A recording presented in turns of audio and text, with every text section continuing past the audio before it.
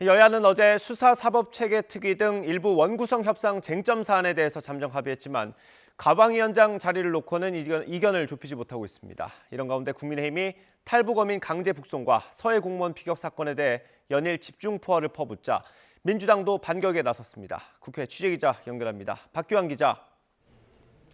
네, 국회입니다. 네, 원구성 협상 상황부터 전해주시죠. 네, 여야 원내대표는 오늘 오전 국회 의장실에서 또 만났습니다. 하지만 이번에도 이견을 좁히지는 못했습니다.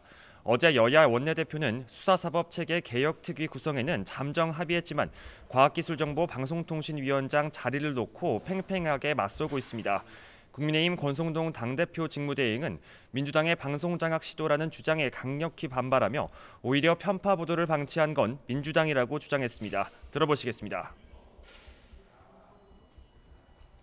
자신들에게 유리한 보도는 편파 보도에도 눈을 감고 불리한 보도는 가짜 뉴스라며 징벌적 손해배상 책임을 지우게 하려 하던 민주당이 정권이 바뀌었다고 방송 장악 운운하는 것은 그야말로 양심불량입니다.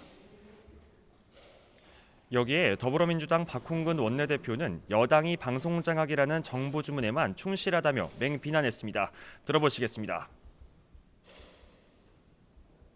집권 여당이 야당과의 협상에 진정성을 보이기보다 오로지 방송 장악, 경찰 장악이라는 윤석열 정부의 주문에만 충실하려 하기 때문입니다. 국회 정상화를 위한 것인지 언론 방송가의 일전을 경고하는 자리인지 헷갈릴 정도입니다.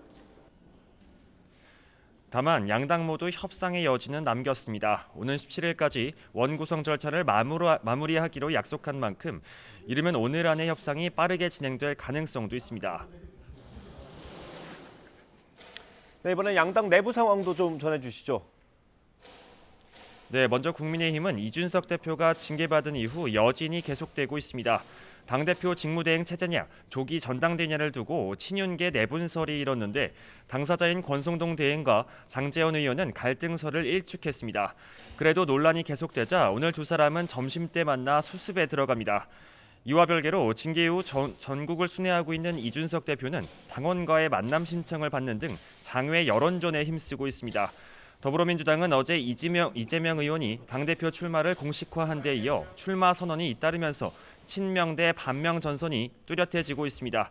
오늘은 이재명 출마 반대를 외쳤던 박지원 전 비상대책위원장이 당권 도전에 나섰는데 조국의 강을 건너겠다고 선언했습니다. 들어보시겠습니다. 유능한 정당으로 바꾸기 위해 당대표 출마를 결심했다는 것을 국민 여러분께 말씀드립니다.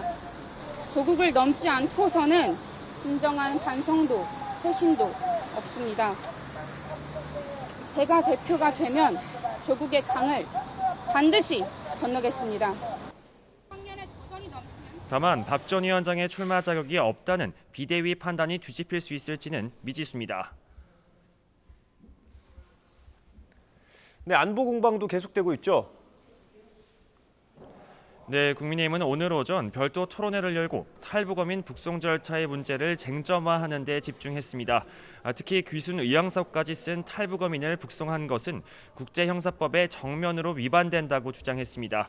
그러면서 문재인 정부가 탈북어민을 인계하며 김정은 위원장을 부산 한아세안 정상회의에 초청하는 친서를 송부했다며 강제 북송의 이해관계가 엮여 있었다고 질타했습니다. 더불어민주당은 우리 국민을 지키기 위해 강력범죄자를 받아들일 수 없었고 법적 절차도 지켜졌다며 반박하고 있는데요. 특히 서해 공무원 사망 사건 TF가 최종 결과를 발표하며 반격에 나섰습니다. 해경이 월북 판단 입장을 번복한 것을 두고 윤석열 정부의 입김이 작용했다는 사실을 확인했다며 감사원에 감사를 요구했습니다.